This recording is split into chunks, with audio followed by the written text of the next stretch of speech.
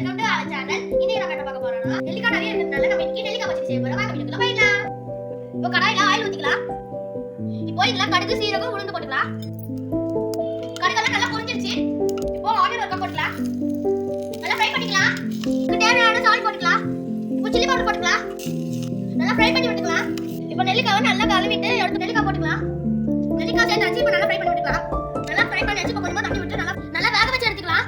நல்லா பாதி வெந்துருச்சு. இப்போ இந்த ஸ்டேஜ்ல வெல்லம் போட்டுக்கலாம். இப்போ நல்லா மிக்ஸ் பண்ணிக்கலாம். வெல்லம் நல்லா மெல்ட் ஆகி நெல்லிக்காயோட சேர்ந்து வரட்டும். இங்க பாருங்க நல்லா ட்ரை ஆயிடுச்சு. இப்போ இதோட கருவேப்பிலை போட்டு இறக்கிடலாம். இப்போ நல்லா மிக்ஸ் பண்ணிக்கலாம். இப்போ பிளேட்டுக்கு மாத்திடலாம். வா இங்க பாருங்க சூப்பரான நெல்லிக்காய் பச்சடி ரெடி ஆயிடுச்சு. வாங்க டேஸ்ட் பண்ணிடலாம். சூப்பரா இருக்கு गाइस நெல்லிக்காய் பச்சடி.